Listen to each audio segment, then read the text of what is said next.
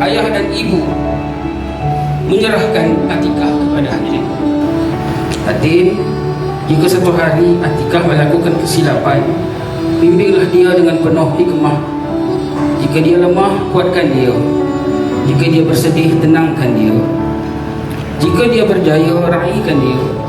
Dan jika satu hari nanti kehidupan menguji kalian berdua, genggamlah tangannya erat-erat sebagaimana engkau menggenggamnya pada hari ini.